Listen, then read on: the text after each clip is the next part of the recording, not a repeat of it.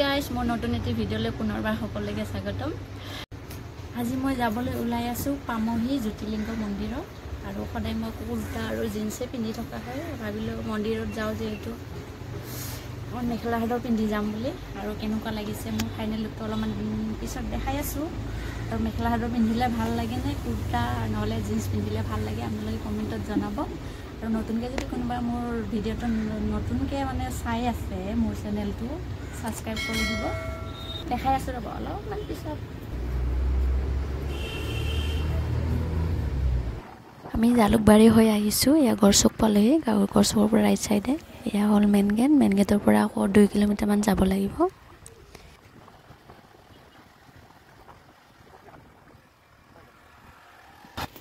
ইয়াতে ধূপ চাকি লোৱাৰ ব্যৱস্থা আছে, মই লৈ লৈছো।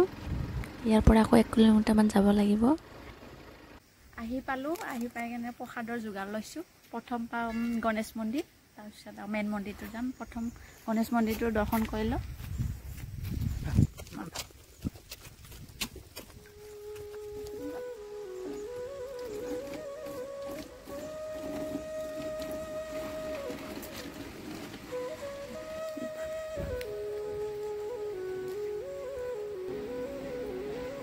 আৰু এইটো মন্দিৰ আছে পাহাৰৰ মাজত। পাহাৰখনৰ নাম হ'ল ডাকিনী পাহাৰ। আৰু এই শিলটো যে দেখিছে, শিলটো নিজে নিজে ওলোৱা হয়।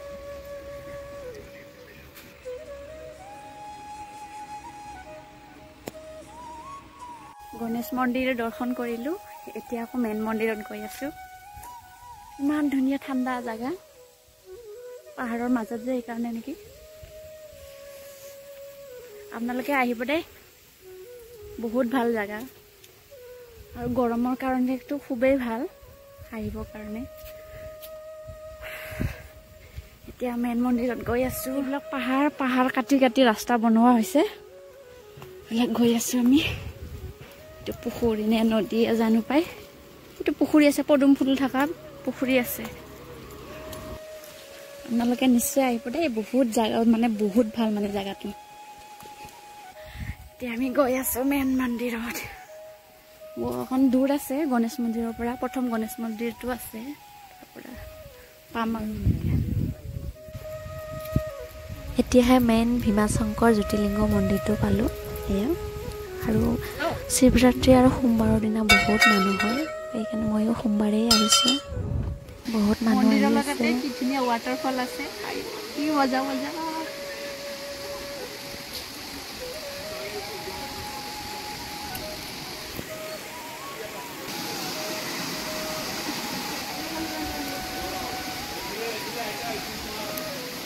কি ধুনীয়া চাকচোন, ইমান ধুনীয়া লাগিছে জাগাখিনি। বহুত ভাল লাগিছে মানে, সঁচা বহুত ভাল লাগিছে আহি। বহুত ভাল লাগিছে। সঁচাকে আপোনালোকে আহিব দেই।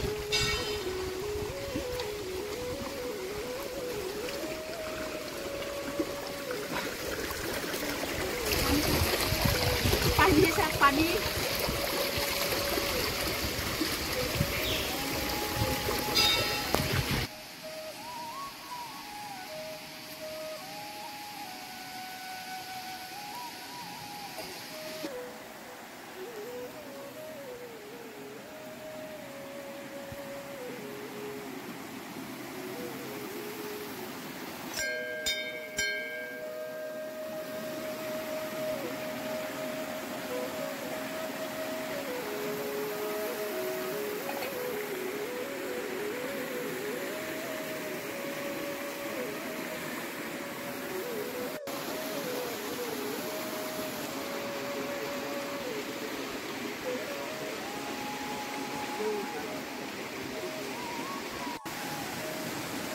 দৰ্শন কৰা হৈ গ'ল, সব হৈ গ'ল।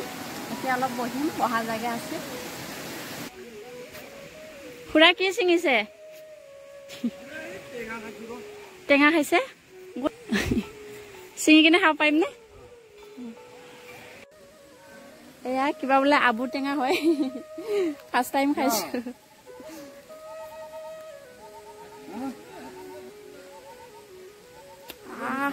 কি টেঙা।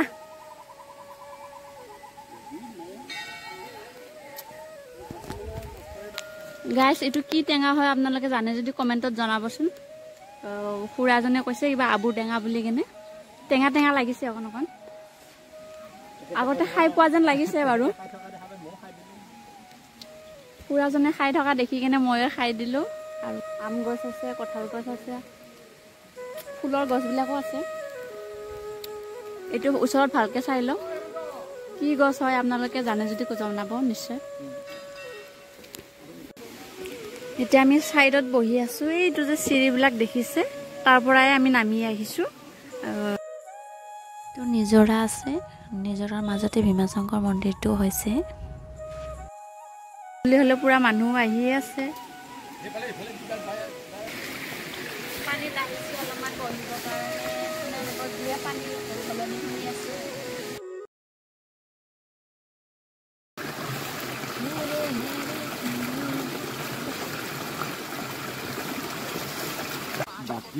ডাকিনী পাহাৰ।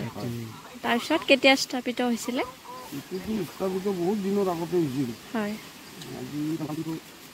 পণ্ডিতজীয়ে বহুত কথা কৈছিলে মন্দিৰটোৰ বিষয়ে, কিন্তু বহুত দীঘল হয় কাৰণে ক'ব গোটেইখিনি দিয়া নহ'ল। এয়া পূজা কৰা হৈ গ'ল, এতিয়া যামগৈ আৰু আমি।